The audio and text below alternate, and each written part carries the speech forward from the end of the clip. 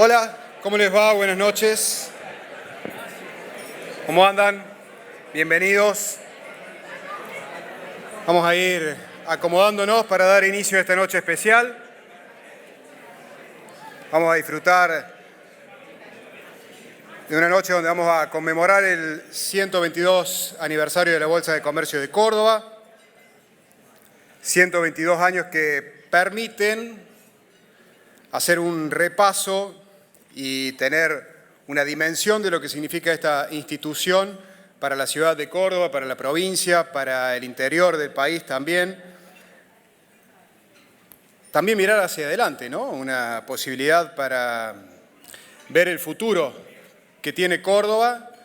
Es una excusa también esta, la de esta noche, la de este encuentro, para empezar a vislumbrar hacia dónde vamos en materia económica, buscar algunas pistas para el futuro. La Bolsa de Comercio de Córdoba tiene 122 años, pero hay dentro de la Bolsa mucha ciencia también, y desde hace muchos años. 42 años tiene el Instituto de Investigaciones Económicas de la Bolsa de Comercio de Córdoba. Sí, es mucho tiempo.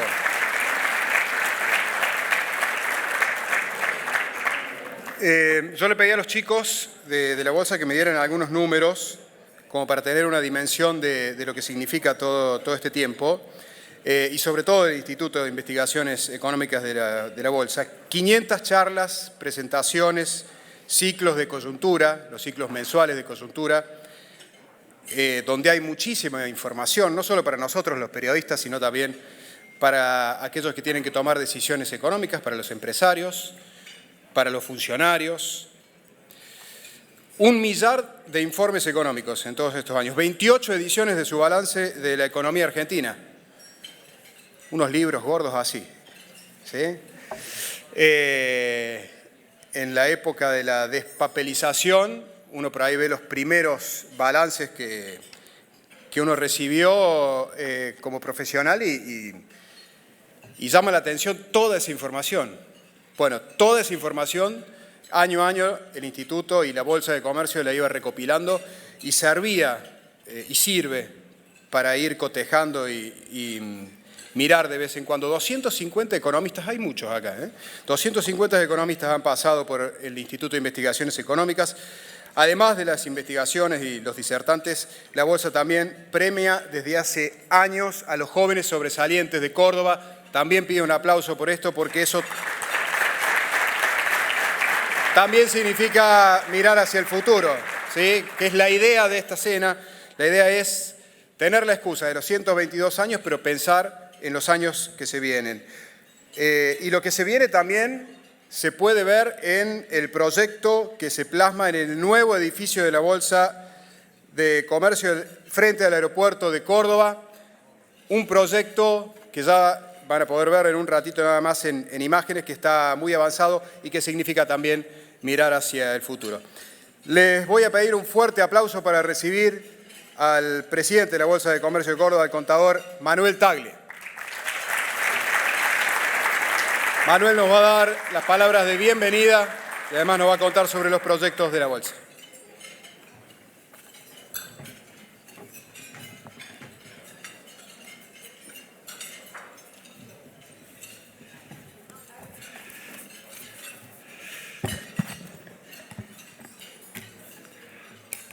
Pusiste un reflector fuerte, Guillo, ¿eh?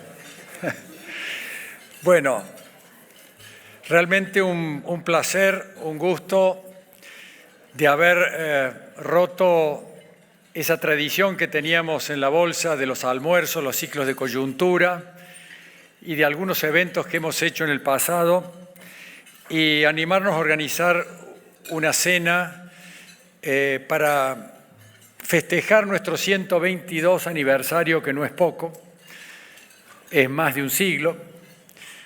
La Bolsa nació en el año 1900, va con el siglo, y realmente nos sentimos orgullosos de tener una institución con tanta antigüedad y además con un protagonismo en la actividad económica, empresaria y social de Córdoba muy fuerte, como acaba de decir Guillo, a través de los distintos sectores e institutos que tenemos en la institución. Antes yo quiero agradecerles a algunos de los presentes. Tenemos miembros del Superior Tribunal de Justicia, el presidente Sebastián López Peña, el doctor Domingo Cecín. Tenemos miembros de la Justicia Federal, Abel Sánchez Torre, Alejandro Sánchez Freites, Ricardo Bustofierros. Y hemos tenido alguna dificultad con algunos de los políticos, senadores y diputados, porque hoy ha habido una sesión maratónica en el Congreso. Han presentado el partido oficialista 22 leyes para que sean tratadas hoy día, pero anunciadas y presentadas a los senadores y diputados con 48 horas de anticipación. Esto generó indudablemente, por lo que ustedes ya saben, algunos cortocircuitos, algunos enfrentamientos que nos dan un poco de lástima en el contexto que el país está viviendo, que tengamos estas diferencias y estas discrepancias tan abruptas en el seno de nuestro poder legislativo, en el seno de nuestra democracia, que es lo que casualmente tenemos que fortificar y tenemos que lograr que se consolide a través de los años. Bueno, Guillo me dejó que les comente algo sobre el edificio. Efectivamente, después de 60 años que se inauguró el edificio actual de Rosario Santa Fe, tuvimos una oferta de Hernán López Villagra, que está construyendo un edificio al frente del aeropuerto y nos donó los metros cuadrados de la estructura de un piso y por lo tanto con ese entusiasmo que tiene él por el hecho de haber sido también vicepresidente de la Bolsa y eso nos entusiasmó, decidimos dar el paso, construir un auditorio también en el edificio en la planta baja, porque el auditorio es para nosotros un instrumento fundamental para realizar reuniones, disertaciones, conferencias y nutrirnos como empresarios de lo que está pasando en la coyuntura, de lo que está sucediendo en el país y enriquecernos mutuamente en esos eventos. Creo que la Bolsa debe mantener el espíritu que la ha constituido en una institución realmente prestigiosa, trascendente y respetada en el concierto de la sociedad cordobesa y también desde hace unos años en el país. Ese edificio va a estar listo a fin del año que viene. Creemos que va a constituir un paso muy importante para la institución. Vamos a tener el edificio con el nombre de la Bolsa de Comercio de Córdoba, lo cual es un hecho interesante e importante. Le va a dar más prestigio a la institución y también la institución le va a dar más prestigio al edificio que construye Hernán López también ahí al frente del aeropuerto. Pero creo que es una conjunción de intereses que es muy positivo. Quería también reflejar algún comentario sobre la situación actual, como acostumbro. No como economista, porque hoy vamos a tener el placer, y ya lo voy a presentar, a Hernán Lacunza y a Guido Sanleris, de escucharlos, que son dos economistas realmente de excelente nivel, y yo lo hago desde una óptica y una visión más empresaria, más simple, más superficial, de aquel que vive las cuestiones diarias, las cuestiones operativas de las empresas, y que puede interpretar y observar la realidad con bastante realismo, a pesar de no tener la formación de un economista. Quiero decirles que desde mi humilde punto de vista, estamos ante un punto de inflexión en la vida política y económica del país. Desde el punto de vista político, creo que hay un agotamiento ya muy marcado de la sociedad con respecto a las actitudes que ha habido en este gobierno de avasallar al Estado de Derecho, por lo tanto a las instituciones de la República, pretender modificar la justicia, pretender tomar decisiones en beneficio particular y no con la grandeza que caracteriza a los estadistas, que es pensar en la República, en el bien común y en el futuro del país. Ese grado de deformación ético y moral que hemos vivido y estamos viviendo todavía, lo que hemos vivido hoy también es una manifestación clara de ello. Nos preocupa y nos parece que la sociedad también está decidida a darle la espalda a estas actitudes que son contrarias a la tradición republicana que caracteriza a la Argentina desde hace muchos años. También creo que hay un punto de inflexión en lo económico. El sistema populista, que es la versión moderna del socialismo, está agotada. Es imposible que en este momento, por más que se tomen decisiones con cierta buena voluntad, se pueda revertir esta situación de declinación, de tensiones económicas que estamos viviendo todos, si no hay un cambio realmente fuerte, drástico, por un gobierno que genere confianza, credibilidad y seriedad. Y como el cambio tiene que ser muy importante, es indudable que necesitamos el otro ingrediente, el del respeto a las autoridades. Me parece que la situación macroeconómica, conducida en este momento por Sergio Massa, el ministro de Economía, ha llegado a una situación límite. Estamos en una insolvencia financiera internacional. El país no tiene dólares, no tiene reservas, no se pueden importar los bienes para los insumos de las industrias, para consumos de bienes terminados tampoco. Por supuesto que no se pueden pagar los compromisos de deudas asumidas en el pasado. Y esto representa que la Argentina ha entrado en una especie de cono de sombra, que es difícil salir, pero es inexorable que salgamos.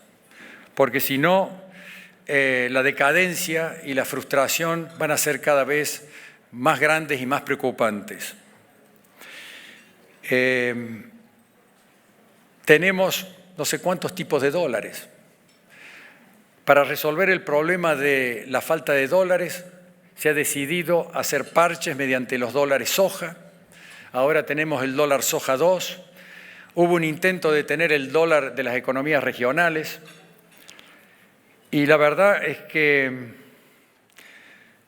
no existe ningún país del mundo que pueda sobrevivir con políticas tan poco consistentes como estas. Pagarle un dólar adicional a un sector y a otro, pagarle otro dólar, otro valor del dólar. Realmente es incomprensible. Es incomprensible que las autoridades actuales seguramente lo reconocen en la intimidad, pero lo deberían reconocer ya de manera pública y oficial, que la única forma de reconstruir la confianza, reconstruir las tensiones que hoy vivimos con el cepo cambiario, con estas limitaciones en las que estamos sometidos todos, las fábricas están paralizándose aceleradamente, industrias automotrices que han parado las semanas anteriores y están por parar la próxima semana por falta de insumos. Y el verdadero remedio que tiene esto es la libertad. Liberar el tipo de cambio, liberar las variables y, por supuesto, plantear un plan de estabilización serio y consistente para que tenga una plataforma sólida, un plan de liberalización como el país necesita para reconstruir la confianza, no solamente interna, sino externa. Hemos llegado a la dependencia por la insolvencia. Estamos mendigando créditos en el exterior, en algunos organismos públicos, internacionales, y lo hacemos porque no tenemos otra alternativa. Y creo que eso es una demostración de que aquellos que dicen que a veces pedirle un crédito o un préstamo a una institución financiera internacional es un síntoma de dependencia, yo diría que mucho más síntoma de dependencia es no pagar esos créditos y entrar en insolvencia como ha entrado la Argentina en este momento. La verdad que es triste y creo que muchos se preguntan ¿cuánto tiempo puede aguantar la Argentina así? Dentro de un rato seguramente Gabriela, la periodista que va a entrevistar a estos economistas, espero y seguramente les preguntará qué feeling tienen, aunque la economía no es una ciencia exacta, es una ciencia inexorable. Lo que sabemos que va a suceder, va a suceder. Lo que no podemos saber a veces es cuándo va a suceder. Y esto es lo que está pasando hoy día. Nosotros hemos defendido los principios de la libertad, del libre mercado, el orden fiscal, el orden monetario, el respeto por las instituciones y la integración al mundo como principios básicos de esta institución. Y lo hacemos desde hace 122 años. Y ese es quizás nuestro capital más importante, la coherencia y la claridad conceptual con que defendemos nuestras ideas. Esto es lo que me parece que nosotros debemos guardar con celo, con mucho rigor a través del tiempo, porque es lo que nos hace una institución que se puede proyectar a nivel nacional, como lo está haciendo en este momento, a través de la incorporación de Guido Sanleris como asesor estratégico del Instituto de Investigaciones de la Bolsa de Comercio, complementándose con Ariel Barró y Fabio Ventre, que son dos excelentes economistas locales. También tenemos a Diana Mondino como vicepresidenta, tenemos a Raúl Hermida como vicepresidente también, dos economistas prestigiosos que nos enorgullece tenerlos en los cuadros del Consejo Directivo. Nosotros creemos, y con esto voy cerrando, que el único camino por el cual la Argentina tiene que transitar es conseguir la estabilidad monetaria. La estabilidad monetaria es el principio fundamental sobre el cual vamos a poder construir un país pujante, próspero, que genere riqueza, pero sobre todo igualdad social. La inflación es el generador de la desigualdad social más perversa que puede vivir un país. La gente de bajos recursos no tiene crédito cuando hay inflación. Por lo tanto, no puede comprar muchas cosas de contado. Muchos de nosotros quizás podamos comprar cosas de contado. Y eso hace y genera una desigualdad insostenible en el tiempo. Y tenemos que corregirla bajo la premisa de una estabilidad monetaria firme y consistente. Ese es el camino de Argentina. Y por último, decirles que una pequeña alegoría, leyendo el otro día un artículo interesante, vi que Ptolomeo, un astrónomo de Alejandría, descubrió o tuvo la teoría en el año 170 después de Cristo de que la Tierra era el centro del universo. Todo el universo rotaba alrededor de la Tierra, la teoría geocéntrica.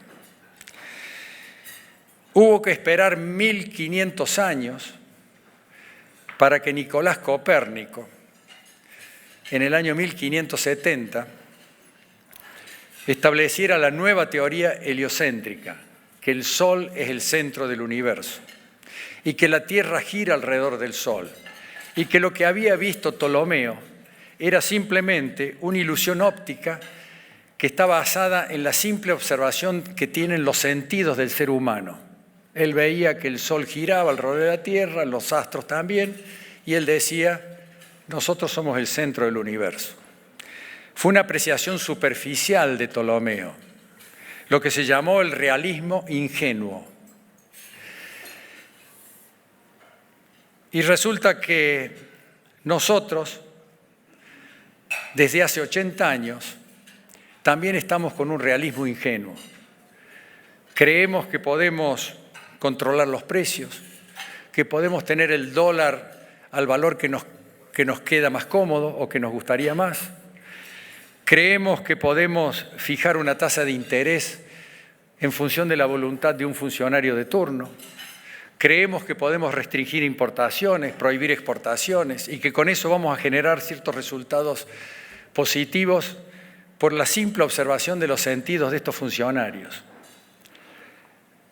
Tenemos que llegar a la verdad razonada, que es lo que acabo de escribir yo, ir a una economía libre, porque el mercado es lo que realmente administra eficientemente los recursos de la economía. Y ese mercado nosotros no solamente no lo podemos subestimar, sino que lo tenemos que poner en escena y ponerlo con todo vigor para que genere la confianza que necesitamos como país para poder crecer, desarrollarnos y generar bienestar y eliminar esa pobreza intolerable que tiene Argentina. Creo que si la humanidad tuvo que esperar 1500 años para descubrir la diferencia entre el realismo ingenuo y la verdad razonada de Copérnico, esperemos que nosotros, estos 70 y pico, 80 años desde que abandonamos los principios de la libertad de nuestro país, que emanan de nuestra Constitución y nos aferramos al socialismo, luego al populismo, haya llegado el momento de entender claramente cuál es la teoría que da resultado, que genera realmente crecimiento y prosperidad en el país. Les agradezco mucho y ahora lo presento a Hernán Lacunza y a Guido Sanleris, que van a acompañarnos con una entrevista enseguida, después que termine de hablar yo. Hernán Lacunza es un economista de gran prestigio que adquirió prestigio no solamente en el gobierno de la provincia de Buenos Aires con María Eugenia Vidal, sino cuando fue convocado en agosto del 19, cuando hubo una implosión de los mercados a raíz del triunfo del kirchnerismo en las PASO del 19. Hernán tuvo que asumir con una valentía increíble, con un gran coraje, consciente de sus capacidades para doblegar una situación que se había tornado muy adversa y que había que lograr que el gobierno del presidente Macri, en un contexto tan adverso, lograra llegar a entregar el poder como corresponde. A pesar de que se había logrado reducir la inflación, el déficit fiscal, se había logrado un equilibrio energético, había habido transformaciones trascendentes que no alcanzaron realmente a ayudar para que esta situación no se desmadrara. Pero Hernán lo pudo controlar, tuvo que tomar decisiones drásticas, tuvo que volver a ciertas decisiones que no eran en ese momento y no son las más adecuadas, pero que eran decisiones de la emergencia para sostener la economía del país. Y lo logró con mucho éxito. Y eso le dio un gran prestigio a Hernán. Así que te felicitamos, Hernán. Creo que fuiste una persona que ayudaste a que el país continuara por la senda democrática con tu eficiencia en esos meses que estuviste en el gobierno. Y por supuesto, Guido Sanleris fue presidente del Banco Central y con su gran firmeza, el control monetario que lo hizo con gran rigor, logró ciertos guarismos que fueron interesantes para terminar el gobierno del presidente Macri y creo que cumplió eficazmente la labor como presidente del Banco Central, ordenar el sistema monetario del país. Así que les agradezco mucho que hayan estado hoy con nosotros, los felicito por lo que han hecho y por supuesto seguiremos en contacto porque la Bolsa tiene una gran afinidad con los principios que ustedes defienden y nosotros creemos que tenemos que luchar como empresarios para que algún día estos principios se pongan en práctica, se lleven adelante y saquen el país adelante. No hay ninguna duda de que eso va a suceder. Lo hagamos lo antes posible. Muchas gracias.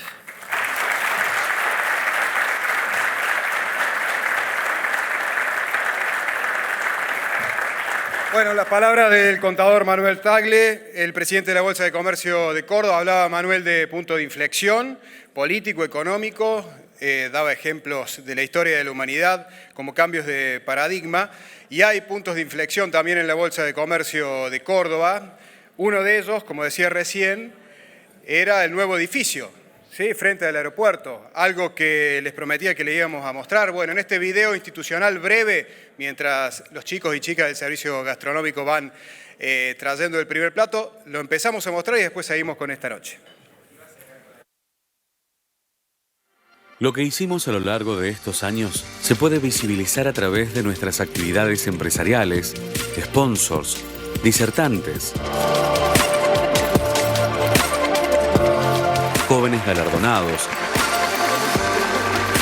investigaciones económicas y jurídicas, comunicados, pymes que garantizan su financiamiento con la SGR Avales del Centro y empresas que dirimen sus conflictos en el Centro de Mediación y Tribunal de Arbitraje. Pero preferimos hablar de lo que, como institución, queremos generar, porque con cada acción buscamos impactar en las políticas públicas para promover el crecimiento y el desarrollo productivo, la generación de empleo, la reducción de la pobreza, la inserción al mundo y la transparencia institucional. Queremos tener la Argentina que soñamos. Queremos devolverle la esperanza a quienes quieren emprender en nuestro país, defendiendo con pasión el futuro, con el mismo compromiso que mantenemos desde hace 122 años. Y que hoy se materializa en su nuevo edificio.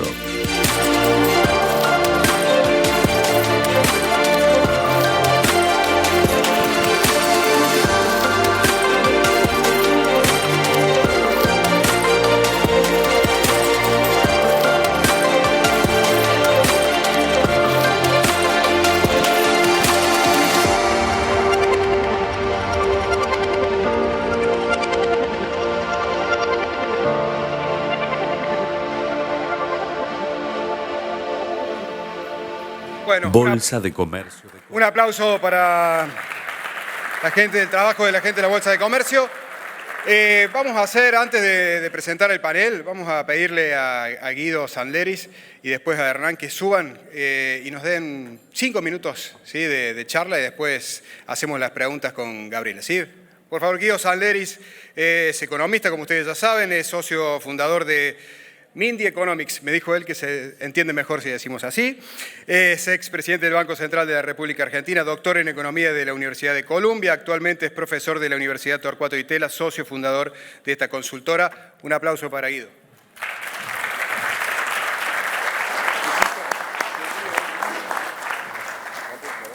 Bueno, buenas noches a todos, es un gusto verlos de nuevo. Gracias por venir. En estos meses que llevo trabajando en la Bolsa de Comercio de Córdoba como asesor estratégico del Instituto de Investigaciones, se acostumbraron de alguna manera que en cada reunión yo hablara un poquito de la coyuntura. Aprovechando que esta es la reunión de cierre de año y de que tenemos un economista como Hernán Lacunza acá, voy a esquivar la coyuntura, al menos en esta introducción. Yo se la dejo toda a él, que va a hacer un gran trabajo, y quería hablar yo un poquito del pasado y del futuro. Sí, muy cortito. Todos sabemos que Argentina fue un país rico y próspero. Hace tiempo que no lo es, pero que lo fue. Hay una historia que a mí me gusta mucho, que refleja la prosperidad que tuvo alguna vez Argentina, que la protagoniza quien fue probablemente el mejor ajedrecista argentino de la historia, Miguel Najdorf. Miguel Najdorf era un polaco nacido en Polonia que durante la Segunda Guerra Mundial vino a vivir a Argentina. Y cuando le preguntaban en entrevistas por qué había venido a vivir a Argentina, por qué había elegido Argentina, él decía que era el único país que él había conocido en donde cuando le preguntabas a la gente cómo andaba, si con el trabajo, con el salario podía vivir, contestaban puchereando o te ganás el puchero. Y él decía, en todos los otros países del mundo siempre escuché te ganás el pan. Puchero es mucho mejor que pan, tiene carne, tiene choclo, tiene vegetales, tiene papa, se debe vivir mucho mejor. Y decidió venir para Argentina. Y creo que eso refleja un poco la Argentina que fue y la Argentina a la que aspiramos volver a tener. Lamentablemente, esa riqueza que Argentina tuvo ha ido desapareciendo. Argentina se empobreció en las últimas décadas. Si miramos los últimos 50 años y ranqueamos a los países por crecimiento de su economía, en América del Sur, Argentina es el segundo país que menos creció, solo Venezuela creció menos en los últimos 50 años. Y esto no es cuestión de una década o de un gobierno. Cualquier década prácticamente que agarremos en los últimos 50 años muestra una muy pobre performance de Argentina. Si miramos la inflación, mismo resultado, solo Venezuela tiene inflación más alta que nosotros, por ejemplo, en estos momentos. Y esta conjunción de poco crecimiento, inflación alta, ha ido llevando a que el tejido social de Argentina se vaya deteriorando. La pobreza creció, tenemos más de 40% de pobres. Nuestros vecinos han progresado y Argentina se ha estancado. Sufre crisis recurrentes. Sin embargo, también sabemos que Argentina tiene un potencial enorme. Lo vemos en lo hipercompetitivo que es nuestro agro, en el potencial en minería, litio, la economía del conocimiento, el entramado industrial, las pequeñas industrias que tiene Argentina. Hay un potencial enorme en nuestro país. Y yo creo que el gran desafío que tenemos por delante es tratar de ser la generación que saque a Argentina de estas décadas de frustración y estancamiento. Tenemos que ser la generación que logre que Argentina pueda realizar su potencial. Tenemos que terminar con los parches, tenemos que terminar con hacer siempre lo mismo que ya sabemos que fracasa. Tenemos que cambiar. Y creo que está claro que queremos una sociedad que sea meritocrática y justa, meritocrática, que permita que el talento y el esfuerzo reciban su recompensa, pero sabemos que muchas veces el mérito depende en parte de las condiciones iniciales. Entonces necesitamos que sea meritocrática pero justa, y ahí la educación juega un rol clave, porque es la educación la que iguala las desigualdades de la cuna, de alguna manera. Y en lo económico necesitamos tener una economía que crezca en forma sostenida, que sea federal, que sea productiva, que esté integrada al mundo. Y la gran pregunta que tenemos por delante, y con esto cierro, es, ok, sabemos qué país queremos. Queremos de alguna manera volver a ser ese país que describía Miguel Najdorf en esa historia. ¿Cómo llegamos a hacerlo? ¿Cómo logramos hacerlo? Y lo primero que está claro es que el camino no es sencillo, ¿sí? Las reformas, los cambios profundos requieren pelear contra un montón de privilegios, de sindicatos, de empresarios, del sector público, de políticos.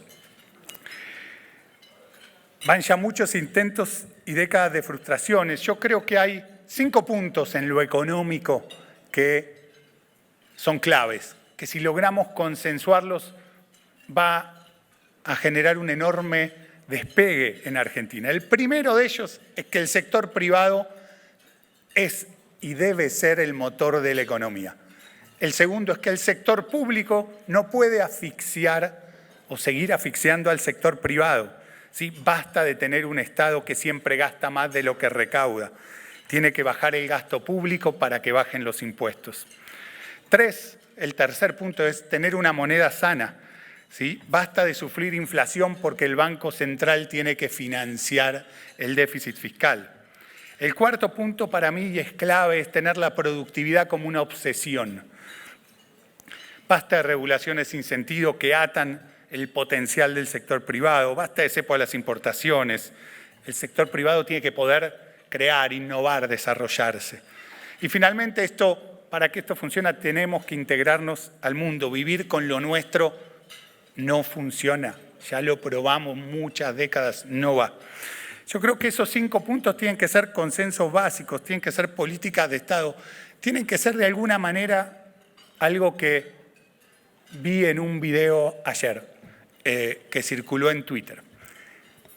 Durante el partido de la selección en el Mundial contra Polonia, en un momento hay un video 10-12 segundos donde se ve a Zanetti, Batistuta, Crespo, Sorín, el Kun Agüero, todos alentando a la selección. De alguna manera pasan los jugadores y ese consenso de que el equipo nacional es importante, de que hay que apoyarlo está. Yo creo que estos puntos que yo mencionaba tienen que transformarse en ese consenso básico en lo económico. Cierro con eso. Muchas gracias, Hernán.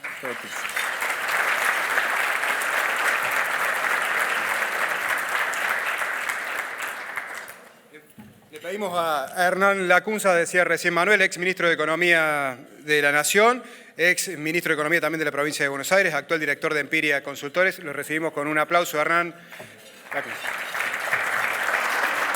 Gracias.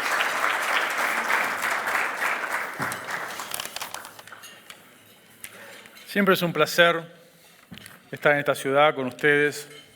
Agradezco la oportunidad de la Bolsa de Comercio, Manuel. Muy generosas tus palabras. El expresidente Macri siempre dice, bueno, cuando ando un poco depre me tomo un avión y me voy a Córdoba. Se respira aire fresco, aire de cambio. Lo viví hoy. Bajé del avión al mediodía, salí manejando del aeropuerto, me tocó un peaje. Un muchacho del peaje me miró, dije, me di cuenta, me reconoció. Siempre es un riesgo que lo reconozcan a uno. Cuando tomé cierta distancia y vi alguna sonrisa, el entusiasmo que tenía ese muchacho por el futuro, que nos transmitió la esperanza por un 2024 mejor a partir del año que viene. Hincha de instituto era el vago, con lo cual a lo mejor estaba un poco influido por el ascenso reciente, pero la alegría, la energía que siempre provoca poder venir a visitar a esta comunidad, a este pueblo, a esta provincia que tanto nos enorgullece a todos los argentinos. 1 minuto del 2023 y 4 minutos del 2024. Todos ustedes son empresarios, contratan gente, tienen capital, inversiones, se levantan todos los días temprano, terminan tarde, toman riesgo, toman créditos, buscan mercados, buscan exportar, importan insumos. Sigan haciéndolo. El 2023 va a estar nublado. Quietito, así como está ahora. La demanda. Va a haber neblina. La inflación va a ser alta. Va a costar ver los precios de los costos de los insumos, de las paritarias. Miren, puede haber alguna tormenta con el blue contado con liqui. Ustedes saben laburar en esos contextos. Hace 40 años que laburan así.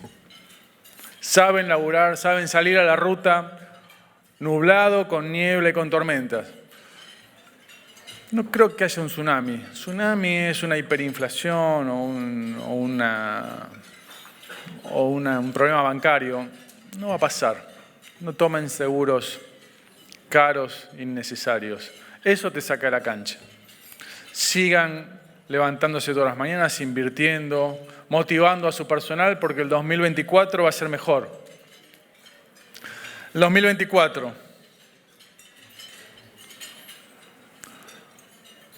Soy escéptico para el año que viene, optimista para el mediano plazo.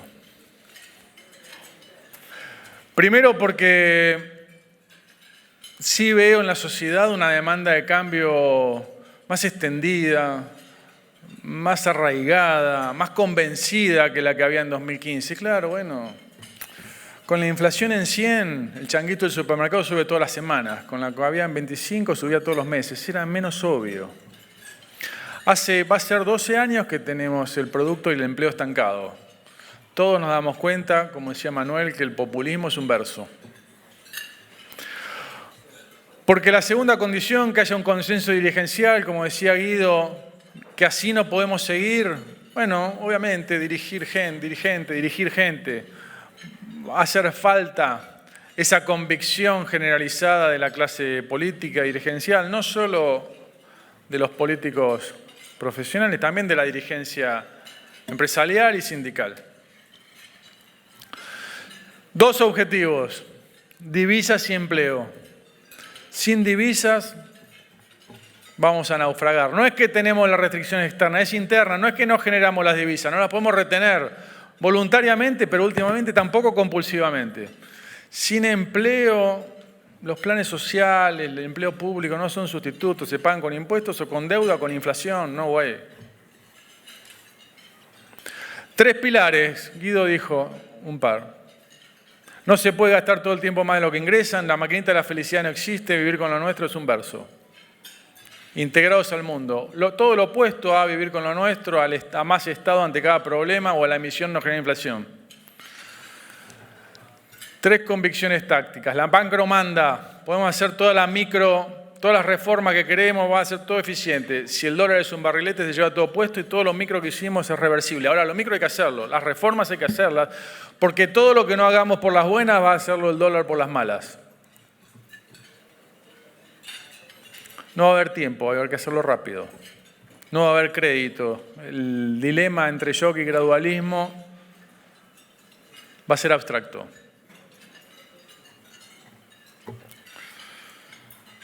Estabilizar significa terminar con el agujero fiscal. De los últimos 50 años tuvimos 36 de déficit. La inflación promedio de la democracia es 77% sacando la hiper. La pobreza promedio es 35%, una vergüenza. La verdadera reforma monetaria, la de la estabilización, es que el Tesoro deje de ser una aspiradora insaciable de pesos y dólares del Banco Central. Pesos es inflación y dólares es devaluación. Sin eso cualquier régimen monetario va a fracasar. Con eso un par tienen chances. No, tranquila, mi amiga Diana, no es lo que decía el cronista ayer, eso era mentira todo, ni una palabra era cierta. Las alquimias financieras, las alquimias cambiarias no existen. No hay atajos. Solo programas consistentes. Con estas reglas laborales no vamos a generar empleo, con estas reglas de comercio no nos vamos a integrar al mundo, con estas reglas de inversión no vamos a tener el shock de energía que necesitamos o el shock minero que nos va a proveer divisas. 3 sectores generadores de divisas masivas, energía, minería, agroindustria. 3 generadores de empleo, construcción, turismo, servicio basado en el conocimiento. Todo está en Córdoba. Y en otras provincias también, pero Córdoba alberga todas estas actividades. El futuro, como siempre, está en nuestras manos. Soy optimista que vamos a ser capaces de que el año que viene, cuando Manuel y su equipo inauguren el nuevo edificio de la Bolsa de Comercio y si nos invitan podamos venir a acompañarlos a esa inauguración. Todo esto habremos asfaltado el camino para que esto suceda y poder mirar el futuro con un poco más de optimismo que el escepticismo que tenemos, que igual hay que seguir trabajando para 2023. Muchas gracias.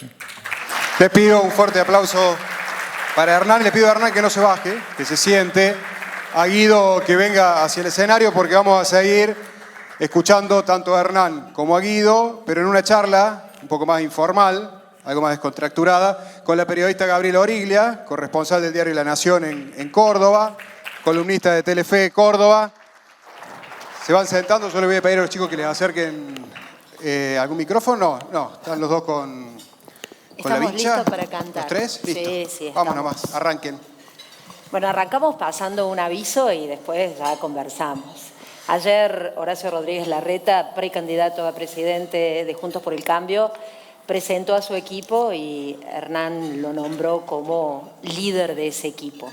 ¿Hace cuánto vienen trabajando? ¿Cuáles son los ejes del plan? Venimos trabajando hace 2 años, diría, con Guido y otros profesionales que son parte del equipo.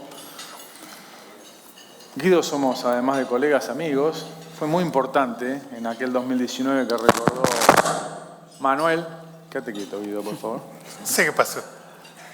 La confianza de tener un amigo, un colega, donde uno sabe que puede estar espalda con espalda y no estar cuidándose a ver si tomamos alguna medida y no son los fines altruistas que corresponden. Así que esa construcción de confianza se viene construyendo hace 2 años con un equipo más numeroso. Y como siempre digo, Gabriela, no importan tanto el nombre de un líder o un nombre específico, sino son las ideas y el equipo. Varios la pueden llevar adelante, pero sí tiene que haber construida una confianza casi ciega, digo, porque en ese momento no hay tiempo de leer, de pensar, de instruirse, con algunos pilares básicos: ética, experiencia. El sector público es distinto. Laburo en equipo, el ego tiene que estar educado, idoneidad, no vale improvisar. Con esas 4 premisas convocamos a un equipo hace 2 años y nuestra obligación es estar preparados por si la voluntad popular nos acompaña para ofrecer a los argentinos un camino distinto a partir del 10 de diciembre de 2023. Aquí en Córdoba, Sandleris habían empezado con la Bolsa a trabajar con otras instituciones también en un plan. ¿Eso se suma a esta propuesta? Sí, por suerte, complementando un poco lo que contaba Hernán de cómo venimos trabajando desde hace casi 2 años, si bien hay a veces un núcleo que trabaja en ciertos temas, hace falta especialistas en un montón de cosas, el equipo es amplio, hay un montón de profesionales, el instituto de la Bolsa de Córdoba, Instituto de Investigación Económicas, tiene un grupo de profesionales muy destacados, hay chicos jóvenes, hay chicos experimentados, que es uno de los tantos grupos que nutre de ideas en temas específicos a lo que después vamos armando el rompecabezas de cómo es el programa económico. Los dos ocuparon lugares muy importantes en el gabinete de Mauricio Macri. ¿En qué ayuda eso en este momento y en qué colabora menos o a ustedes les parece que puede jugar en contra? Tu amigo te mira.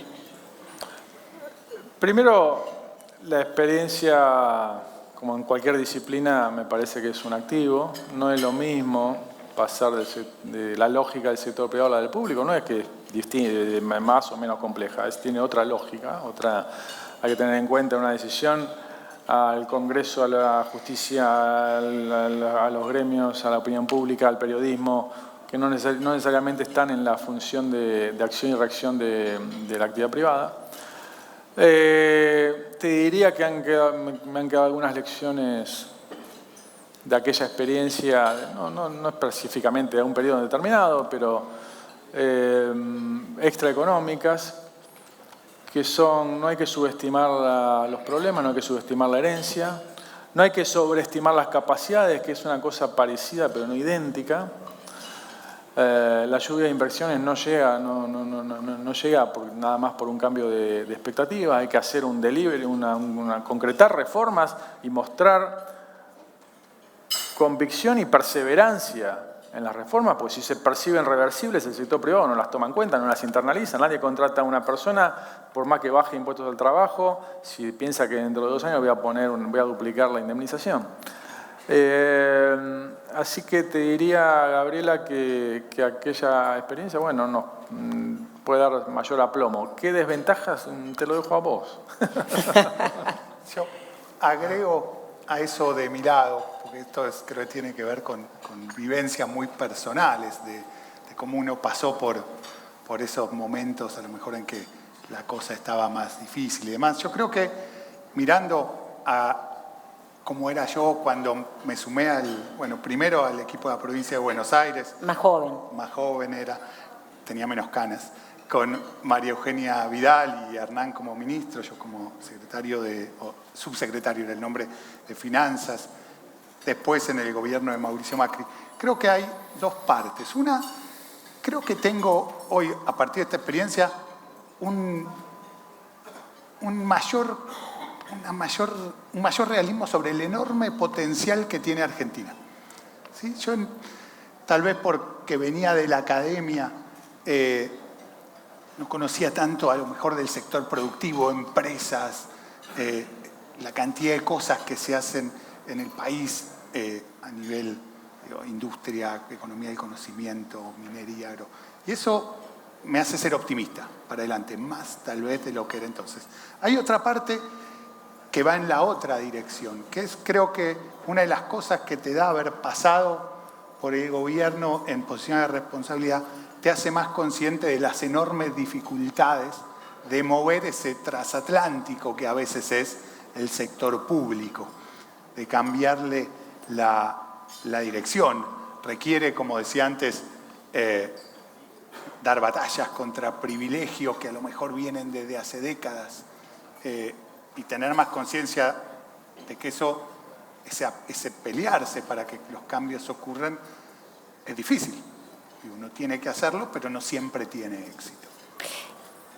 Hay una pregunta que tiene que ver con el pasado, pero que seguramente a los empresarios los ayuda a mirar el futuro. Si ustedes vuelven a tener cargos de responsabilidad en un eventual nuevo gobierno de Juntos por el Cambio, ¿qué no harían de lo que hicieron? ¿Qué 3 cosas de sus cargos no repetirían porque hoy lo ven como un error? Cambiemos el orden. Bueno. ¿Designar a Guido o no? Sí, puede ser. Se acaba de quedar sin trabajo a futuro. Claro, No, un chiste. Voy a hablar esto habla un poco de la autocrítica, ¿no? Sobre lo que fue la gestión del gobierno de Mauricio Macri. Sí, y ahí voy a dividir mi autocrítica en 2 partes. Hay una parte de la autocrítica que me sale muy fácil de lo que fue la gestión del gobierno de Mauricio Macri, que tiene que ver con el diseño inicial del esquema económico. Me hago cargo del gobierno, pero en esa parte yo no estaba, no participé. Entonces es una autocrítica fácil, ¿sí? Entonces la autocrítica ahí es que yo creo que, un poco como decía Hernán, se sobreestimó la capacidad de resolver los problemas, ¿sí? A lo mejor se subestimó cierta dificultad que tenían los problemas de Argentina. Creo que eso no nos va a volver a pasar. Creo que siendo algo más bajado a lo económico, esa subestimación de las dificultades de cambiar cosas, para mí fue fundamental en lo fiscal, ¿sí? Se diseñó un esquema monetario cambiario en los inicios del gobierno de Macri, que para ser exitoso dependía crucialmente de que el gobierno pudiera cumplir con el objetivo de reducir el déficit fiscal en forma gradual pero rápida. Y si no lo hacía, dejaba una situación de cierta vulnerabilidad. Y creo que faltó tomar conciencia de algo que mencionaba Hernán al pasar en su presentación, que es que si uno mira los últimos 50 años de Argentina, déficit fiscal primario hubo en 36, déficit fiscal total hubo en 44, 45 de 50. Iba a ser difícil para un gobierno que había ganado en balotaje por nada, con minoría en las 2 cámaras, con muy pocos gobernadores, le iba a ser muy difícil poder resolver, salir de esa situación de populismo que había llevado a ese déficit fiscal rápido. Y el esquema diseñado no tuvo en cuenta esa potencial dificultad. Termina la parte de la autocrítica fácil, la de que yo no estaba. Vamos a la más difícil, a donde sí participaba con cierto poder de decisión. En lo del Banco Central, creo que a mí me queda como un error, una autocrítica que me hago a lo que fue mi gestión. Hago un poquito de historia un segundo. Cuando yo asumo en el Banco Central estábamos en una corrida cambiaria, el tipo de cambio había pasado en 4 meses de 16 pesos por dólar a casi 40 pesos por dólar.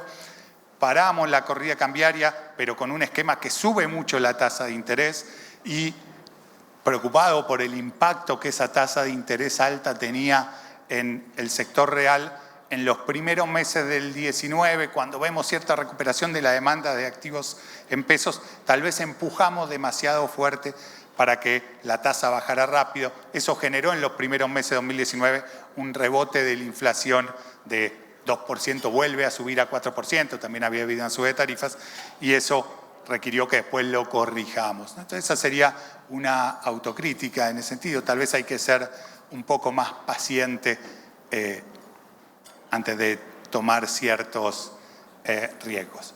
Hecha la autocrítica, sí creo que una cosa importante que tuvo ese gobierno es que el gobierno Macri es que el rumbo y el diagnóstico crean que eran los correctos, siguen siendo muy parecidos a lo que yo mencionaba al inicio. ¿Hernán? Tu micrófono anda, ¿eh? Ahí perfecto. El problema era la vincha de Sandler. La parte más visible, obviamente, la actuación nacional siempre tiene mayor caja de resonancia. Como decía Manuel antes, fue un momento de mucho estrés y en realidad siempre a 3 años vista, como toca ahora, en el resumen de goles salen los goles, no las atajadas. Y entonces siempre hay que evaluarlo. Bueno, obviamente que las medidas ásperas tienen daños colaterales, porque uno siempre elige lo menos malo, pero siempre hay que preguntarse cuál era lo opuesto, o sea, cuál era el costo de no hacer lo que hicimos. Así que, equivocado, probablemente no tengo una visión demasiado crítica de ese periodo. Sí, en la provincia de Buenos Aires, me acuerdo la crisis de 2018, nosotros estábamos en una negociación muy dura con el gremio docente, con Baradel, y hubo que empezaba en febrero siempre y ya venía muy áspera la discusión. Y tuvimos la crisis financiera a fines de abril y yo tardé mucho, es como 2 meses, en resetear las expectativas, en comprender la magnitud y la gravedad de la crisis, la subestimé. Y eso me llevó a una posición muy testaruda, no me sale otro adjetivo mejor, en la negociación que prolongó el conflicto. Incluso le tuvo algún costo político para el gobierno y yo cometí un error técnico ahí, de apreciación de la magnitud de la crisis que se había iniciado a fines de abril. Uno ahí, Gabriela, de cada 10 batallas pierde 7. Entonces, bueno, debo haber elegido más de una mal, porque perder 7 de 10... Hablando, ha usado varias veces el sobreestimar y subestimar. ¿No sobreestiman las ganas de la gente de cambiar y de soportar un ajuste? Los periodistas siempre tenemos la ventaja que hablamos un rato antes y hace un rato la Cunza en una charla que teníamos con otros colegas dijo que a él la palabra ajuste la reemplazaría por desajuste, ¿sí? Que, digo, no están sobreestimando la capacidad de la gente de acompañar y tolerar, porque ese es la espalda para hacer las reformas. Sí, te decía en esa charla que teníamos, Gabriela, y que ahora pues, socializamos un poco, que yo más que al ajuste le tengo miedo al desajuste, porque el peso sobre la gente cae es de los desajustes. Cuando no están equilibradas las cuentas públicas, eso es deuda, inflación, que paga la gente, especialmente los pobres. Cuando no están balanceadas las cuentas externas, o sea, faltan divisas, esto termina en alguna crisis cambiaria, una devaluación que también recae sobre los pobres, con lo cual, principalmente.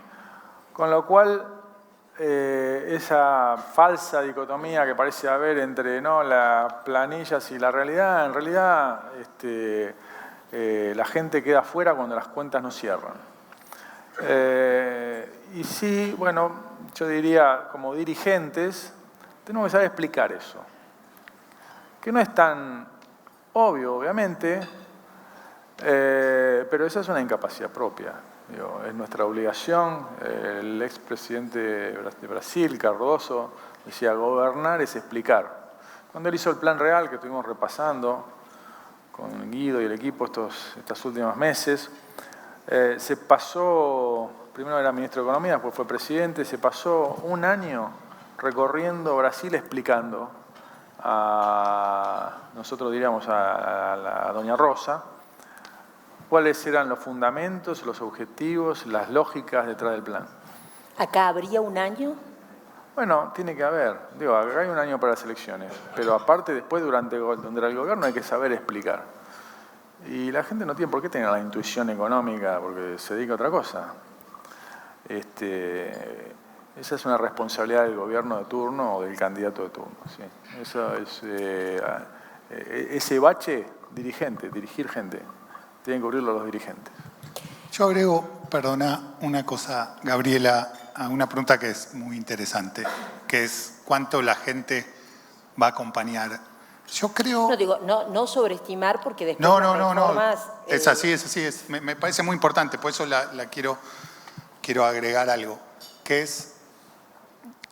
Definitivamente yo veo ahora algo que no veía en 2015 o en 2016 o 2017, que es una demanda de cambio. Hay un hartazgo en la gente que no estaba hace unos años. Yo creo que ese hartazgo tiene que ver con estar tomando conciencia de que esto que estamos haciendo como país no funciona.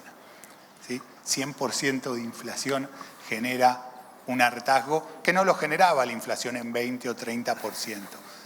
Ir acumulando años y años de no crecer genera hartazgo. La pobreza en 40% genera hartazgo. ¿Sí? Entonces yo creo que ese hartazgo que no estaba cuando se inició el gobierno de Macri sí lo va a tener como un mandato de cambio el próximo gobierno. Sin embargo, lo que vos decís es muy cierto. El hecho de que la gente esté harta no implica que va a apoyar algunos cambios que tal vez en el muy corto plazo implican esfuerzos adicionales.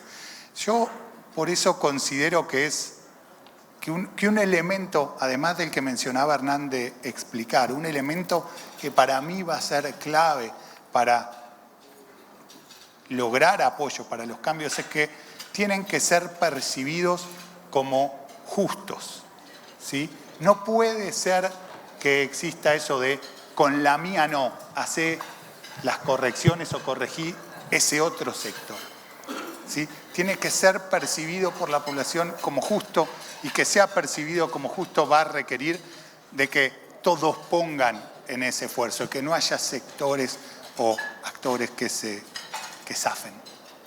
Esto lleva a una pregunta que ustedes conocen perfectamente porque en los últimos años de Macri se hizo mucho, shock o gradualismo. ¿Un 2024 admite el gradualismo? El dilema clásico de shock y gradualismo es posible cuando hay crédito. Si no hay crédito, se vuelve un poco abstracto. Creo que a la Argentina le va a costar recuperar el crédito, incluso a un nuevo gobierno.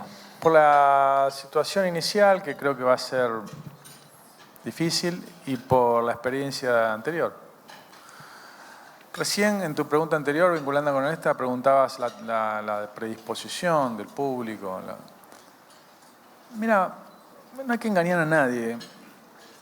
Este punteo que Guido y yo hicimos de pilares o de guidelines, dirían, de guías de un programa económico a partir de 2024, es más fácil decirlo acá que hacerlo. Es un camino no lineal, difícil, con desafíos sobre todo de economía política, que es tu pregunta. Vamos a tener más músculo en el Congreso, charlaba recién con Luis Juez, porque parte del Congreso ya está definido y probablemente un gobierno de Juntos por el Cambio va a tener, probablemente, depende del resultado, claro, una primera vuelta razonable, va a tener primera minoría en las dos cámaras, primera vez que ocurre en un gobierno no peronista en la democracia contemporánea. Pero tu pregunta es más profunda, es de la economía política en la calle, más bien. Y el camino difícil, obviamente, hay que explicarlo y tiene desafíos. Y una chance de éxito. Yo te diría, Gabriela, intentemos con el fácil, a ver cómo nos va. Ese no tiene chance. ¿El plan real tiene puntos que a ustedes les parece, lo mencionaron como que lo han estado mirando, lo han estado analizando, tiene puntos que les parece que son aplicables en la Argentina, que rescatarían para la Argentina? Sí, creo que no es la única experiencia que estuvimos mirando, ¿no? Uno trata de ver distintos planes que fueron exitosos, buscando qué puede funcionar para resolver los problemas de Argentina. Yo te diría que el primer punto que quiero enfatizar es que hace falta un plan. ¿Sí? Que esto de nosotros no hacemos plan, como decía este gobierno, porque preferimos no planificar, improvisar, lleva al desastre, lleva a lo que estamos viviendo. ¿Sí? También hay que tener muy claro que no es una medida aislada lo que te va a salvar. Tiene que ser un conjunto de medidas que sean consistentes, bien diseñadas, bien pensadas. Yendo a lo del plan real, hay puntos de contacto y diferencias importantes entre lo que vivía Brasil en ese momento y lo que vivía Argentina. Brasil en ese momento, cuando se implementa el plan real, tenía una inflación muchísimo más alta que la que tiene Argentina ahora. Eso genera comportamientos en términos de cómo son los contratos muy distintos. Pero si tuviera, ¿qué te parece que es trasladable? Creo que lo que es trasladable es que con los niveles de inflación que tiene Argentina ahora, 100%, y que pienso que va a tener el año que viene, no es viable, o en relación a esto que decía, políticamente, hacer solo, lo voy a llamar así, ortodoxia económica. ¿Sí? Ordenar lo fiscal, ordenar lo monetario, termina siendo para la economía demasiado costoso en términos de actividad económica, como para pensar que eso es políticamente sostenible. Entonces creo que lo que es importante del plan real es la idea de que necesitas complementar eso, la ortodoxia fiscal y monetaria, tiene que estar complementada con algún esquema que permita romper la inercia inflacionaria. ¿Sí? Sin eso se hace muy difícil. Creo que el plan real es uno, pero hay otros. Sí. El plan austral lo hicieron, la convertibilidad. Hay muchos ejemplos. Israel lo hizo. Bueno, esa era la otra pregunta. Rodríguez Larreta estuvo en Israel. Hay economistas cordobeses que han trabajado en el plan antiinflacionario de Israel. ¿Qué rescataría la CUNSA de ese plan y que sea aplicable en la Argentina? Israel parte siempre de algo que mencionó Sandleri antes, un acuerdo político, una Moncloa que en la Argentina se ha hablado mucho y no ha pasado nunca. Lo primero que rescato es eso que, como diferencia, fue contemporáneo al plan austral y el punto de partida era semejante en términos de inflación. El plan austral fue efímero, tuvo un éxito efímero y se abandonó rápido y terminó después de 3 años más en una hiperinflación, mientras que Israel bajó una inflación del 500 anual a una inflación internacional 5 años después, o un poquito después. Las diferencias, me parece que la primera es la que vos decís del consenso político, al decir que hizo un acuerdo, no tiene otro esquema, ¿no? Parlamentario, que hizo que la oferta de alternancia en el poder pudiera disipar un poco la pulseada política más elemental en pos de un bien común, que era, bueno, estabilizar.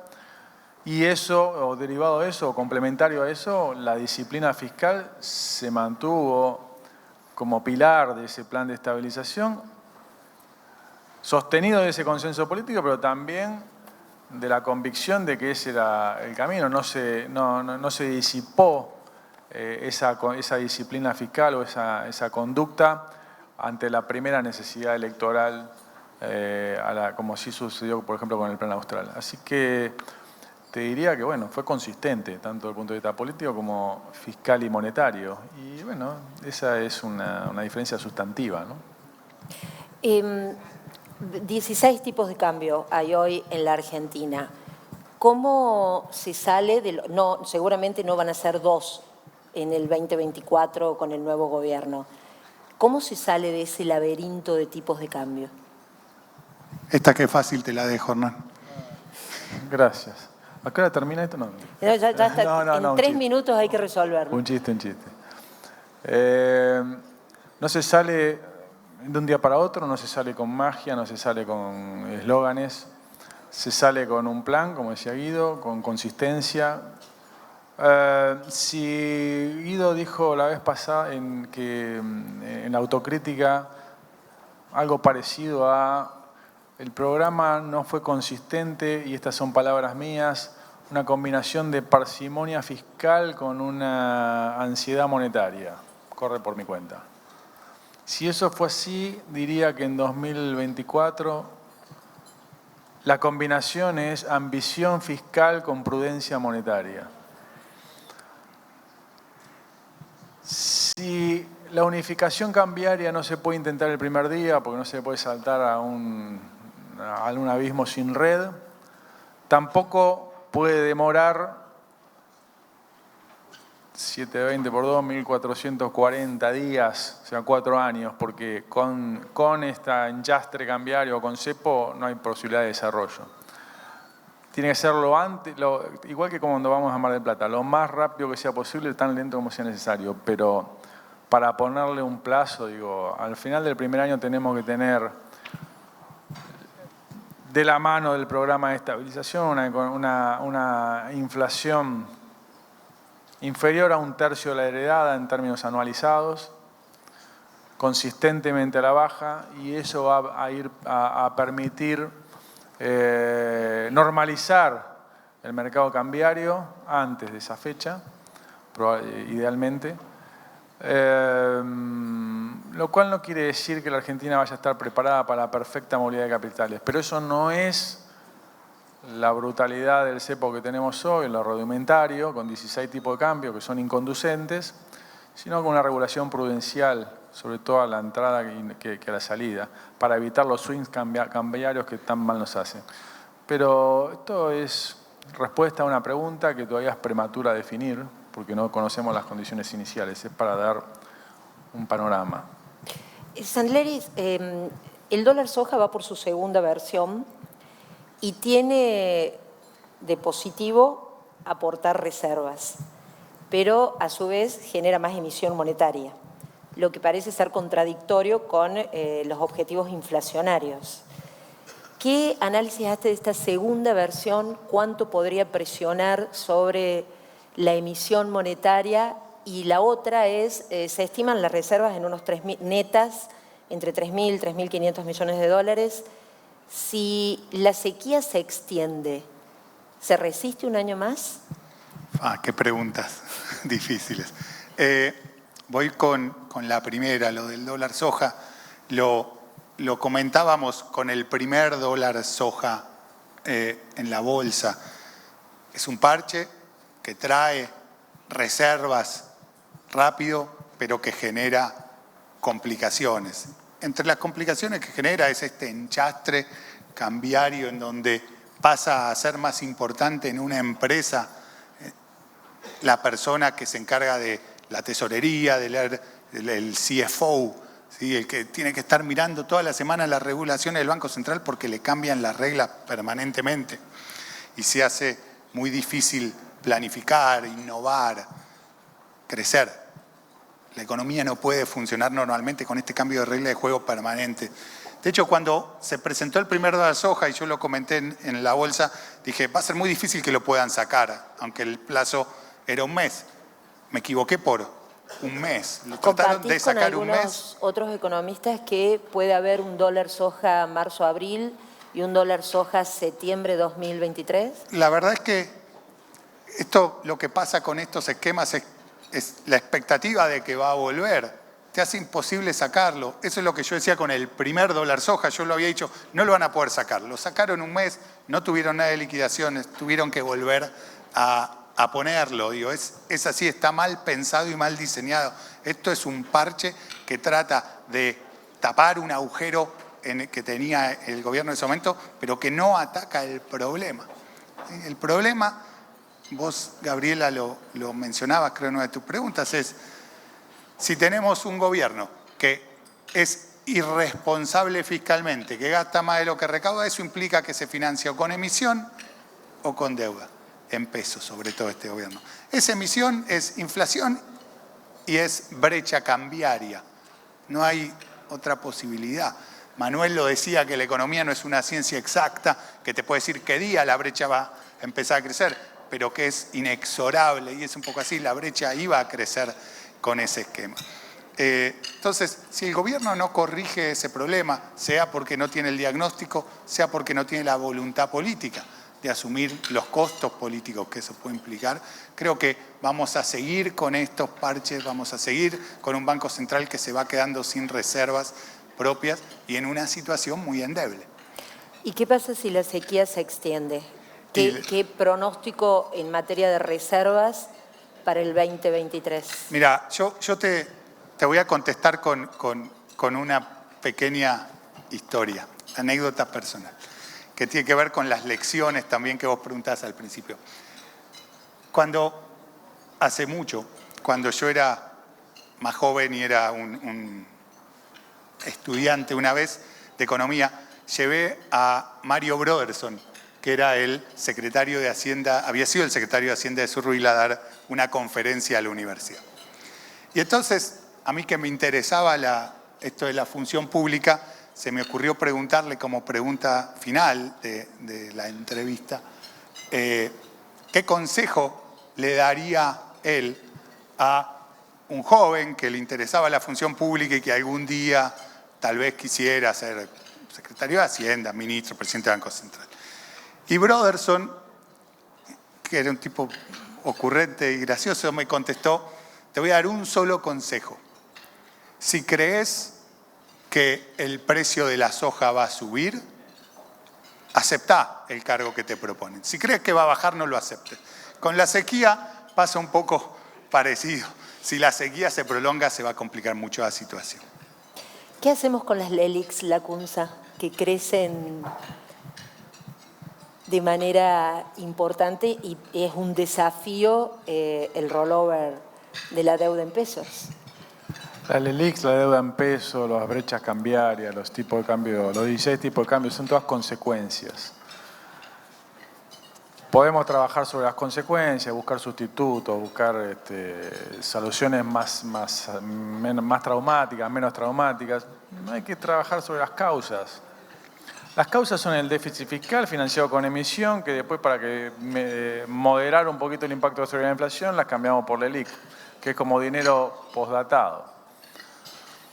Bueno, ¿viste? Las LELIQs, mientras la tasa de interés real era negativa, era como una bola de nieve que se iba acumulando y que se derretía por el sol porque era negativa por la inflación. Cuando pasa a ser neutra como ahora, bueno, empieza a rodar y emerge el problema.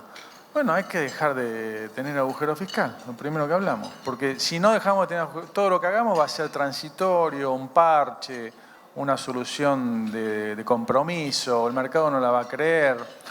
Entonces, si dejamos de acumular nieve en la cima, o sea, deja de nevar, o sea, dejamos de tener emisión de dinero por inflación, bueno, podemos encarar qué queremos hacer con las LELIQ, pero sin eso no. Y se salió también de una situación, por ejemplo, no se llamaban LELIQ, se llamaban LEVAX. LEVAX eran en 2003. Y digamos, con superávit fiscal, superávit externo, la demanda de dinero creció y se fueron sustituyendo parsimoniosamente LELIQs por demanda de dinero. Esa es la solución sana. Las otras son todas las traumáticas. Hago dos preguntas más yo y después vienen, todos tienen en la mesa algunos cuestionarios que nos pueden hacer llegar. Dos más mías. Hay un ministro de Economía de la provincia acá, estaba compartiendo mesa ahí con Lacunza. Macri dijo que él se arrepiente de la relación que mantuvo con los gobernadores, que le pareció que fue muy generoso. Lo dijo en un almuerzo de la Bolsa de Comercio. ¿Usted como ministro, como ex ministro, también se arrepiente? ¿Le parece que fueron demasiado generosos con las provincias? Esto de cara a si sería menos generoso en el futuro. Él estaba en la provincia, estaba del otro lado. Sí. Pero Sí. después tuvo un tiempo donde negociaba ahí con los Igual ministros. yo no digo que sea fácil, pero el amigo Osvaldo acá, ser ministro de Economía de Córdoba, al lado de la provincia de Buenos Aires, está bastante más fácil. Claro, han No compartido, impor- en algún momento fueron Sí, colegas. Sí, fuimos colegas. No, un gran economista y funcionario, Osvaldo. Yo te diría, mira, tenemos que dejar de pensar el federalismo como un sálvese quien pueda, porque si pensamos que el conurbano es un problema del gobernador de la bonaerense de turno, llámese Vidal o Kicillof, estamos listos. Ni Córdoba, ni La Rioja, ni Tucumán, ni Chubut se van a desplegar, se van a desarrollar su potencial si tenemos el 50% de los chicos del conurbano pobres. Entonces, si vamos a pensar el federalismo como si en esa mesa que estuvieran todas las provincias, ahí Manuel, Osvaldo, Ariana, acá, Luis, son provincias distintas, y tironeamos el mantel a ver quién se lleva el pedazo de postre más grande y no me importa el de al lado, no güey. Y un esquema Sonamos. Entonces no es si el gobierno federal es más generoso. Bueno, esto es el 70% del que habla Rodríguez Larreta de consenso dirigencial. Luis lo decía ayer por otro tema. Lo voy a decir en inglés. Dejémonos de joder. ¿Qué vamos a hacer? Ahora, un ¿Cuánto esquema de tiempo vamos a estar? coparticipación como el que existe en la Argentina, Es donde un no hay desastre, premios ni es un castigos, desastre. ¿eso funciona? No, es un desastre. El sistema de coparticipación es el reflejo de la mezquindad con la que construimos la Argentina y donde queremos todos trabajar, y los dirigentes políticos, de simpáticos y no antipáticos. Queremos ser federales para gastar y unitarios para recaudar. O sea, que recaude otro que es antipático, que me pase el dinero y yo gasto. No tiene ningún sentido cómo se reparte hoy el dinero y es una causa del subdesarrollo argentino. Hicimos un consenso fiscal en 2017 con 22 de las 24 provincias, estaba Osvaldo allí, también el gobernador de la provincia. Nos pusimos de acuerdo con cosas de administración básica, no gastar más de lo que ingresa todo el tiempo, no contratar más gente de lo que sube la población y poner un tope de deuda que no, de los ingresos. Prudencial, lo mismo que hacemos en casa. Funcionó 2 años, a los 2 años lo suspendimos.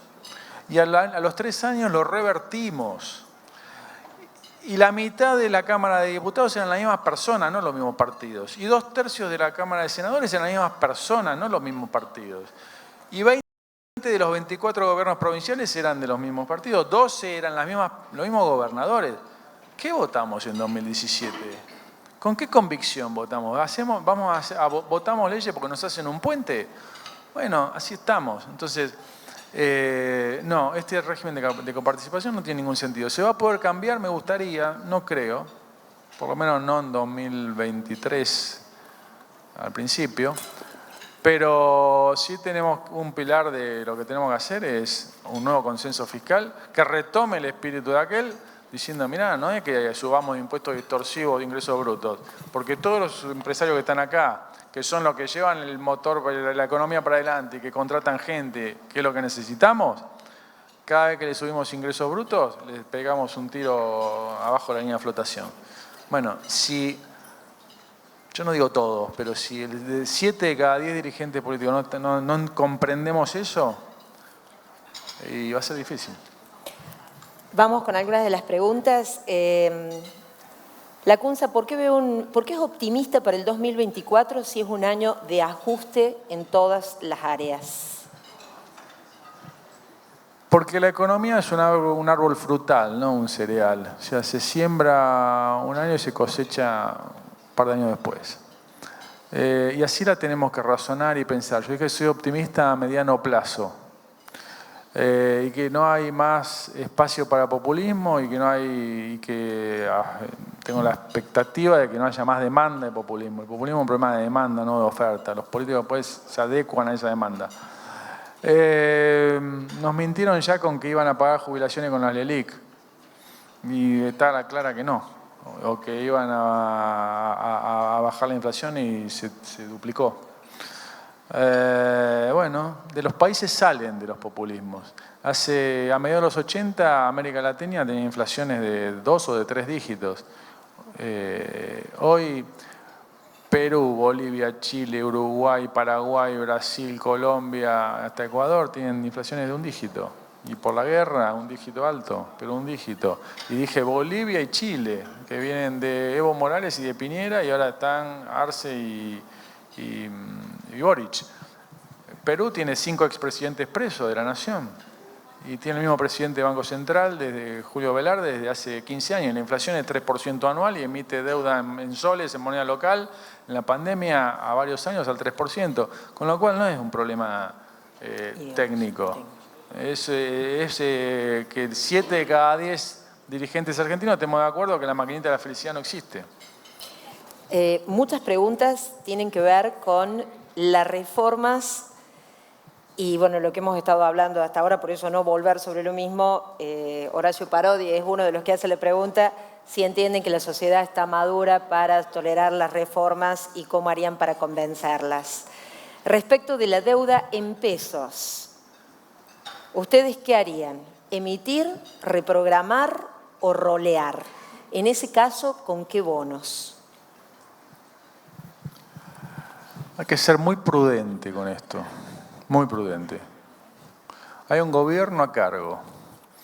El gobierno se pasó 3 años quejándose de la herencia y ahora encara su último año quejándose de la herencia anticipada, o sea, le echa la culpa al próximo gobierno. Y no es así. No es así.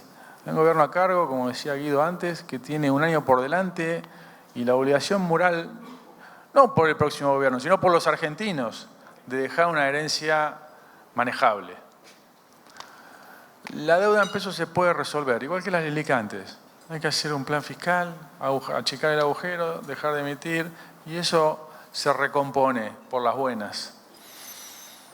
Me voy a quedar ahí, porque hay que ser muy prudente. Y menciono un solo dato, que lo puede mencionar cualquier analista. El año que viene vencen 10 puntos del producto de deuda en pesos en manos privadas. Bueno, esa es la primera pregunta. ¿Qué pasa para los dos? Se la hacen acá, si no se puede hacer un rollover de esa deuda en el primer semestre del año. Yo creo que hay voy a complementar esto que dice Hernán, que coincido plenamente. Hay un gobierno a cargo, tiene un año por delante, se tienen que hacer cargo. No pueden, como dijo Hernán, pasarse 3 años criticando al anterior y el último año criticando a quien va a venir. ¿Sí? Entonces, si se comportan en forma responsable fiscalmente, no van a tener problema con el tema de rolear la deuda en pesos. Si se comportan irresponsablemente, tendrán problemas. Digo, pero es una responsabilidad del gobierno actual. ¿Qué piensan hacer con los créditos UVA si llegan al gobierno? Muchas familias están muy preocupadas por el tema. Mire, voy a dar una respuesta antipática. Guido, en su presentación, habló de las lógicas individuales o sectoriales frente a las altruistas comunitarias. Yo entiendo los créditos UVA. En términos financieros fueron muy convenientes. Un activo que se apreció mucho más que el pasivo del crédito. Y está bien, esto es un análisis técnico, y dice, bueno, pero en mi casa, el que está realmente jodido es el inquilino, que era el que tomó el crédito UVA. A ese le aumentó mucho más el alquiler y no tiene ninguna propiedad. ¿Sí? Los créditos UVA, que en Chile se llaman de otra manera, es una forma de indexar que estuvo desacompasada con los salarios. Entonces, bueno, uno puede decir, bueno, que ajuste por salario, que tenga un amortiguador vía salarios, no inflación. Es raro que pase lo que pasó con los salarios estos 3 años, pero preveamos ese caso. Pero hasta ahí, no pidamos que la sociedad se haga cargo del patrimonio de una parte de los argentinos, que son, al fin y al cabo, son 90.000 créditos UVA, la morosidad es 1%, y no podemos socializar las preferencias individuales. Tenemos que ser responsables y altruistas en las soluciones que buscamos. ¿Cuál es la política a seguir con las empresas públicas que hoy son deficitarias? ¿Se avanzaría hacia una privatización? Mire, lo primero que tenemos que tener claro con las empresas públicas es que no son gratis. A mí me encanta no tengo ningún problema con tener empresas públicas. Queremos tener aerolínea de bandera, me encanta, genial. Queremos llegar con los aviones a donde sea, genial. Hay un poco de mito ahí, porque se llegaba más con los aviones cuando había más competencia y más oferta. Pero ahora, los beneficios, si es que existen, son evidentes. Llego allá, tengo un vuelo acá, genial. ¿Y los costos? Por mencionar una, Aerolíneas Argentinas, el año pasado tuvo un déficit de 700 millones de dólares. ¿Sabe quién viajó en los aviones, Gabriela? Me atrevo a decir el 20% de mayores ingresos. ¿Sabe quién pagó el costo? Me atrevo a decir el 40% de menores ingresos. Porque eso, como no alcanza los impuestos, hay déficit, eso es emisión, eso es inflación, le pega más a los pobres que a los ricos. Con lo cual es un subsidio de pobres a ricos. Por mencionar una, que es la más emblemática, Aerolíneas, hay otras. No pensemos que las empresas públicas son un tótem ahí que solo por ser públicas son buenas. El gobierno 2015 dejó un déficit de empresas públicas de 3.000 millones de dólares.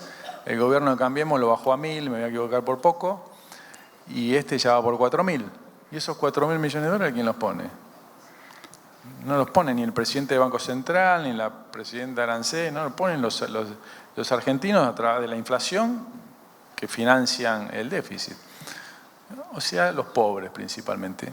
Pongamos eso arriba de la mesa y que después el soberano, el pueblo, vote y diga qué quiere hacer con las empresas públicas. Para mí, esto que dice Hernán, la respuesta es prioridades. Cuando tenés 40% de pobreza, más de la mitad de los chicos pobres en Argentina, el Estado tiene que definir prioridades.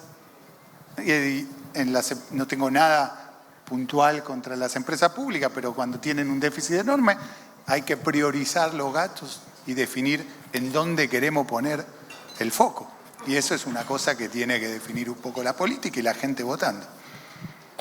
¿Qué harían con los planes sociales? ¿Cómo reformularlos para que avancen hacia el empleo?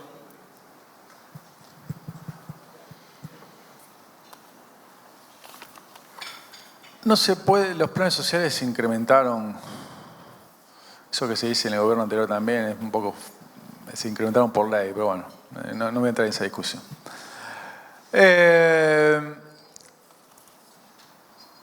No se puede decir los levanto hoy y tiro 2 millones de personas por la ventana, no sé cuántos son. No pasa eso.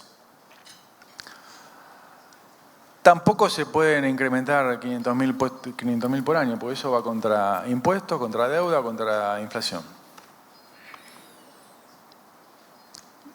No sustituyen el empleo privado, el empleo público tampoco sustituye el empleo privado, porque también va contra impuestos, contra deuda y contra inflación.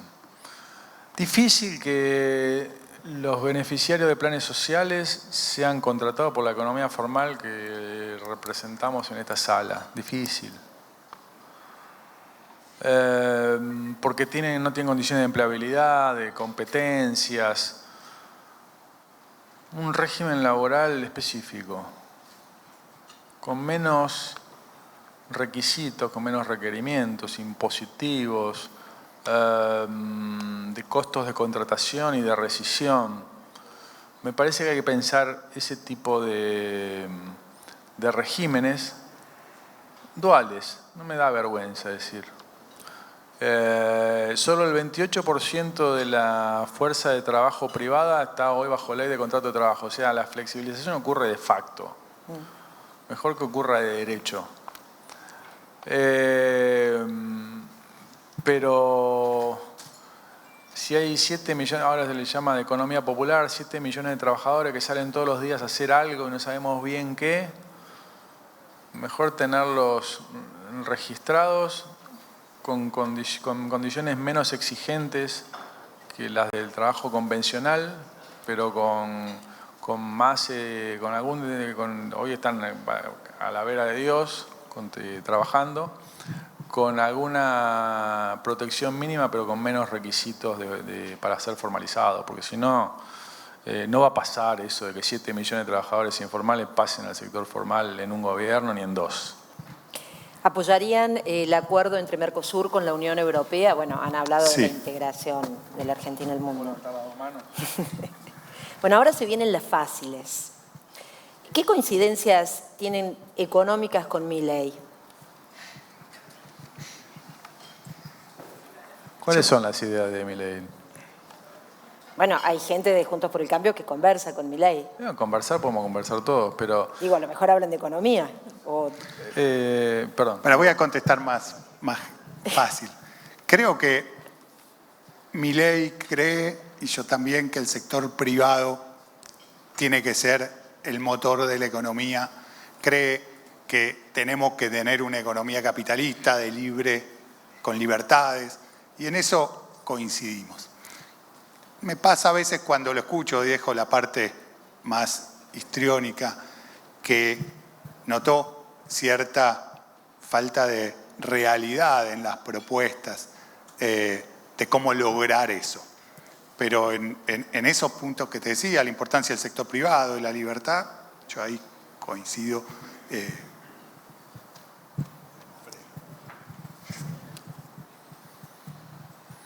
Yo soy hincha de Racing y voy a la cancha.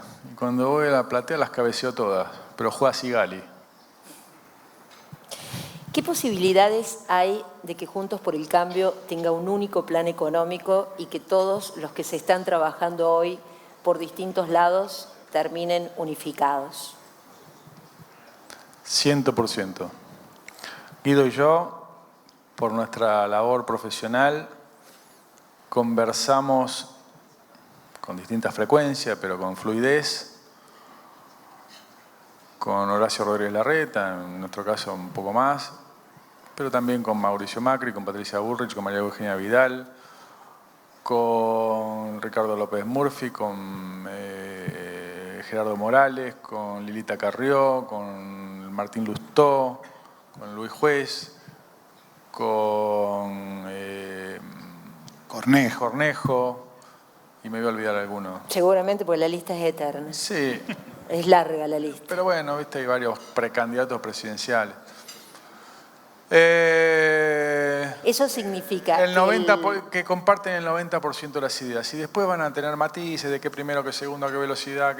Y por supuesto cuando vos los ves en la tele van a destacar sus diferencias porque están compitiendo y porque aparte como vos, buena periodista que sos y mujer de los medios, sabés que el rating te lo dan las fisuras, no la coincidencia. Entonces se destacan las diferencias. Pero todos ellos son conscientes de lo que Guido y yo dijimos acá y convencidos de lo que hay que hacer. ¿Ustedes entregarían el plan, el programa en el que están trabajando a cualquiera, entiendo, de esa descripción que acaba de hacer? ¿Y ustedes también serían parte de un gabinete de cualquiera de ellos? Si los llamaran, obviamente, porque la decisión ahí está del otro lado. Las ideas no son nuestras, son bien públicos. Como uno se va a apropiar de una idea o de una propuesta. Sí, bueno, sí, el que las quiera suscribir, encantado. Después, de ser funcionario, bueno, eso depende de la otra parte. Y además también depende de la comodidad, de la pertenencia a un equipo que excede lo estrictamente técnico. Pero es prematuro, eso no importan los nombres, no importan nada. Los nombres importan los equipos y las ideas. Después hay varios que lo pueden hacer bien. Y te agrego, en relación a lo que decía Hernán, que cuando uno mira entre los economistas que trabajan en el radicalismo, en la coalición cívica, en el peronismo que está dentro de Juntos por el Cambio, en el PRO, hay charlas permanentes y intercambio de ideas y demás. No hay ningún problema.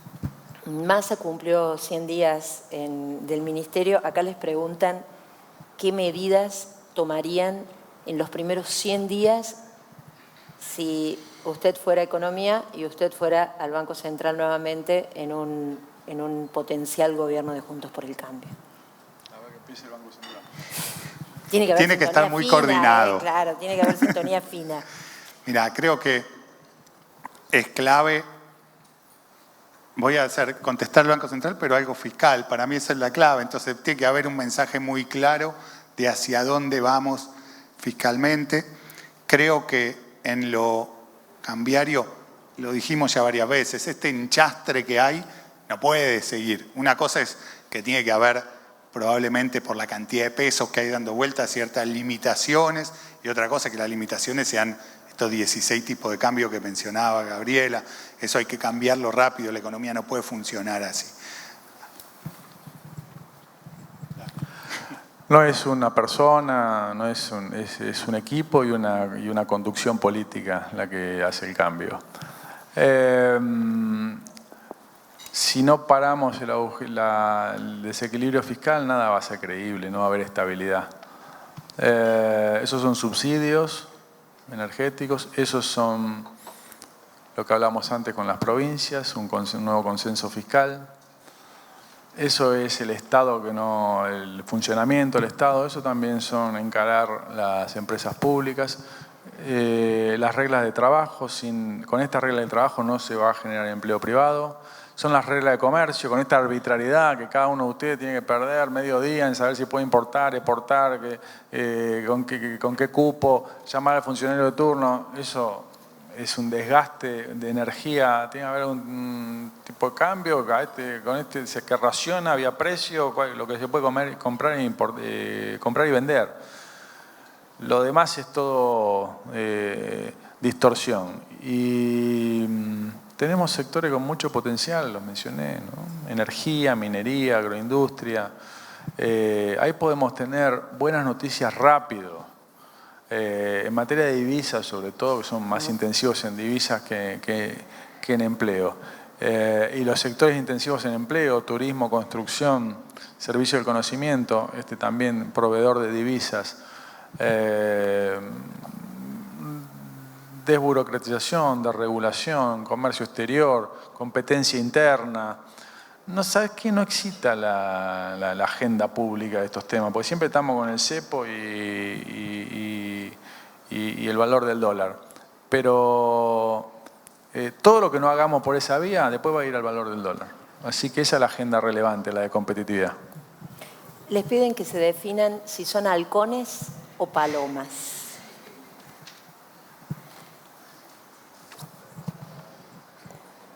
Guido es una gaviota, no sé. No creo. No pongan otra calificación más porque miren que como viene la interna enseguida se suma. No, sabes que yo le escapo a las etiquetas, no sirven para nada. No sirven para nada las etiquetas. Las etiquetas son una farsa. Es una simplificación para evitar la discusión. Les agradezco a los dos. Muchas gracias.